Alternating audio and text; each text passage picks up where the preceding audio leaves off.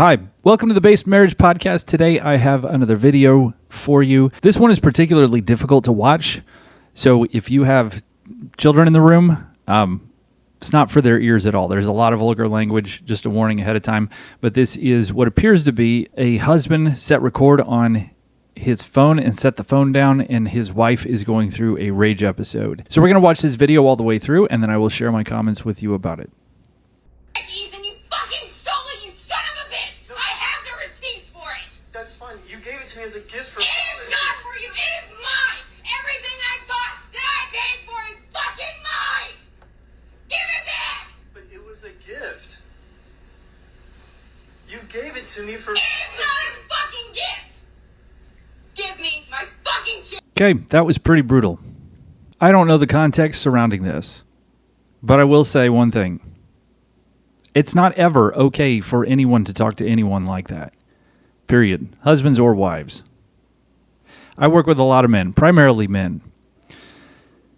And this is what a lot of them live with. The screaming, the belittling. Basically, it's this. You had children growing up and they watched their parents do this. Oftentimes it's the mom that did this to the dad. And these girls grew up watching this, and then they learned that this was okay behavior in a relationship. And it's not okay in a relationship. It's not okay as a parent to a child. It's not okay to your friends. This sort of behavior and language is never okay to talk to somebody using those things, period, ever. Basically, she's feeling really, really strong feelings. She doesn't know what to do with it. She probably wasn't ever taught that it's not okay to do that either.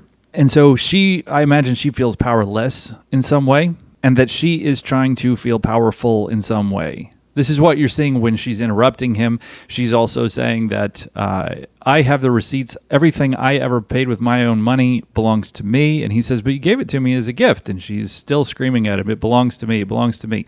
So that sounds like there's a real power thing going on with her. Anyways, I work with a lot of men. This is what I do for a living. This is how I help people, is to try to straighten out situations like this, which primarily I just work with the husbands because there's a natural sense of authority that exists in all people, those who have authority and those who are supposed to be under authority. And we all have this dynamic that's inherently built into us of the recognition of that authority and hierarchies and things like that. So I work with the husbands because it's much easier to turn them around, especially because men are far more likely to have a sense of accountability than women will. The women do. The women are. So I see this a lot. And they go to their churches and they go to their priests, and the priests just quote Ephesians 5 at them and tell them, oh, well, you just need to love her. Or they tell them that stupid story about, I think it was Socrates, who said that one day Socrates was outside of his home and he's sitting down on the ground and he's teaching his students about philosophy, or I don't know, some such. And his wife started yelling at him from inside the house and threw a pail of water at him.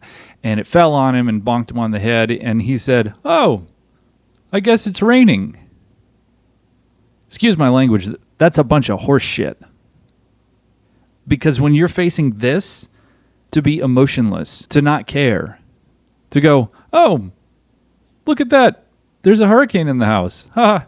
And be that detached and comical about it. Sorry, that's not happening. This is not okay. It's not okay for any woman to talk to her husband that way. And no, you're not going to get past it by just loving her, doing more dishes, getting her the ice cream she asked for, giving her gifts, being kind to her, being gentle, No, the victim, the guy in this, the victim has to do more so she will eventually calm down and be nice to him. That doesn't work. And Ephesians 5 doesn't give any practicalities. It tells husbands to love your wives as he loves his own body. Well, he standing there letting her yell at and scream at him, is he loving his own body? What's his brain doing right now? What's his amygdala doing right now? His heart, his stress levels. What is he doing to his own body right now? Standing there listening to that. Is he loving his own body? Doesn't sound like it. He's participating in his own abuse by standing there and trying to reason with her, which you can't reason with a woman who's upset like that. You can't. You can logic. Look, I know. There are logical answers to all of these fights. But it doesn't work. She's not a logical person. She's interested in winning, and the only way she can win is by making him lose. The dynamics that are in many marriages today look like this, sound like this. Many Catholic marriages too, where wives treat their husbands like this and talk to their husbands like this. And that's not okay. And the priests and bishops need to wise up about it and stop putting women as though they are the Virgin Mary. They're not. This is the sort of thing that a lot of men face. And the kids are sitting there in the background watching it happen.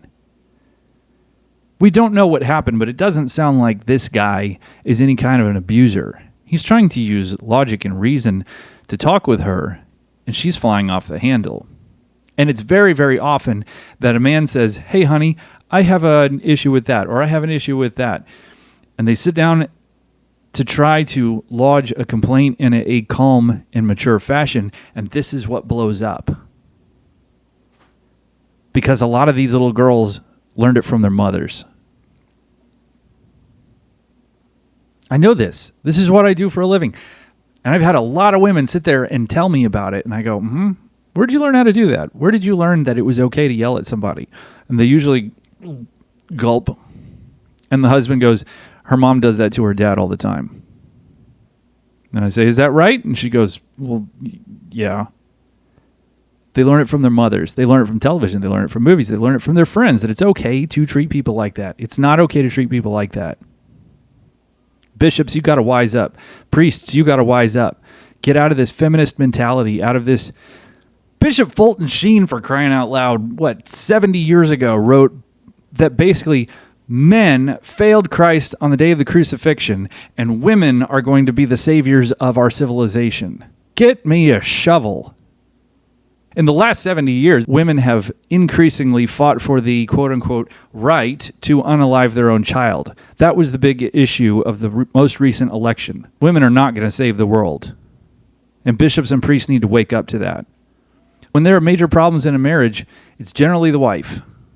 And she'll come and tell you this great sob story about, and I'm just trying to be a good wife. And she paints that really well. And I want to believe they're not lying. But I think that thing that's called accountability is broken. Somebody snapped off the switch, so you couldn't turn it back on.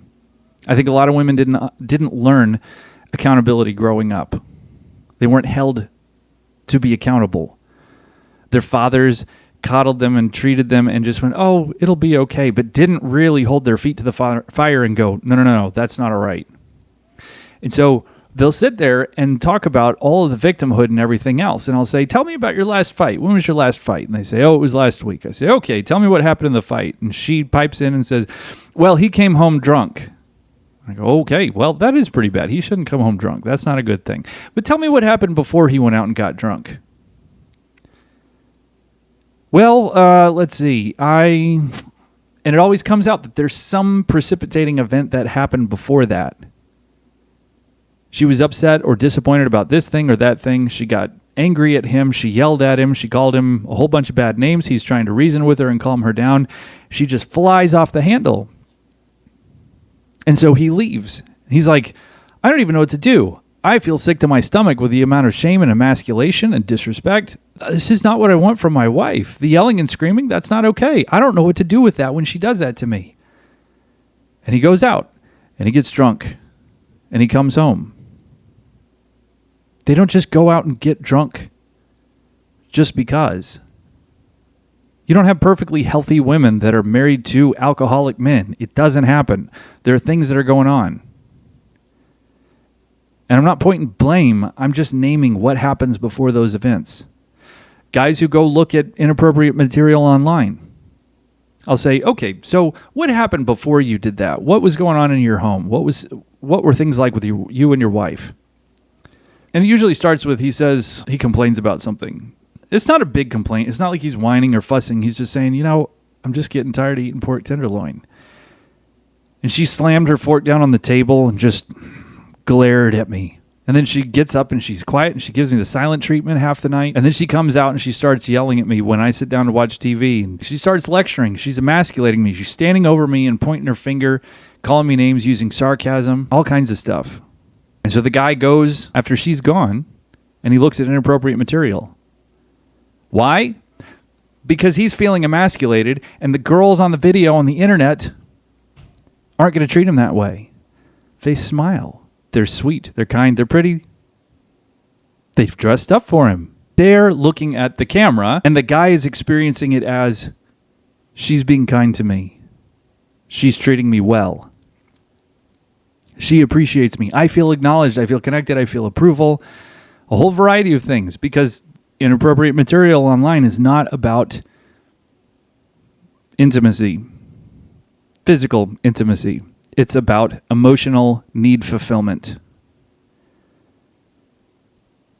It's not okay for women to treat their husbands like this, ever. And they bring about their own destruction, the destruction of their families, their marriages, their financial state. Their own mental health is a complete wreck based on this. It's never okay to do this. It's never okay to treat a man this way. Men, it's not okay for her to talk to you that way. And when she talks to you that way, even when she starts, you say, it's not okay for you to talk to me that way. I'll talk with you another day when you're calm. And you go sit down. If she wants to keep it up, you say, I'll talk with you another day when you're calm. And you leave. If she stands behind your vehicle so you can't leave, you start walking down the street and you call an Uber. You go stay with a buddy. You stay in a hotel. You stay somewhere else. But you do not participate in this. Don't ever participate in this. Yes, your kids will be sad without you for a few days when you go stay at the Holiday Inn so you can get away from this kind of crazy. Yes, they will be upset. It's okay. It's going to be okay. It's better than seeing mom and dad fighting. It's better than seeing mom tearing dad a new one like that. And then in a few days, when you are ready, not based on her manipulation and cajoling and begging and pleading and bargaining and all the other things, when you realize that she's down back to a lower energy level, then you go home, you see how things are. If she's out of fight mode, you can stay, get something to eat, test the waters a little bit, get some clean clothes. But if she rekindles that fire of anger, get out of there. Go again. Go back to the Holiday Inn. Don't be around this. It's not okay for her to talk to you this way. It's incredibly destructive for you to be around it too. You say, I'll talk to you another day when you're calm. And you walk out. Some wives are not going to chase you. You walk down the hallway to the bedroom, to your office, whatever, and they're usually going to leave you alone. But there are some who are going to sit there and push your buttons. They're going to try to get you to turn around. Don't do it. They'll say, oh, you're just going to run away? That's what you always do. You're just going to run away. It's not okay for her to talk to you like that either, to push your buttons, to try to incite you to anger. That's not okay. And when she does that, don't turn around. Because remember, the rule of the game is she has to win, but she has to make you lose. And so you walk away and don't give in. The second that you turn around, you have just taught her that talking to you like that, throwing those fiery arrows at you, using that kind of sarcasm and cruelty, worked to get you to turn around. Now she has an opportunity to make you lose. You can't lose if you don't engage in the fight. You can only lose if you engage in the fight and if you say, I'm sorry for your part. We'll talk about that more later in the future.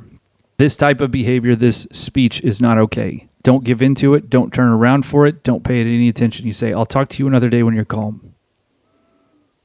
This woman's probably got borderline personality disorder or something. She seems absolutely nuts. But when they get emotional like that, they oftentimes do turn that way. A lot of women do. Thank you guys for watching. Men, please remember, it's not okay for her to talk to you that way. Don't participate in it. And tell her, it's not okay for you to talk to me that way. I'll talk with you another day when you're calm. She might accuse you of stonewalling. Oh, you're stonewalling. You know, they say that that's one of the major tells that somebody's going to get divorced. You're stonewalling. Don't take that bait. Don't you dare. That's not stonewalling. That's saying I'm not participating in my own abuse. All right. Thank you guys for watching. Y'all have a great day. God bless you. Bye-bye.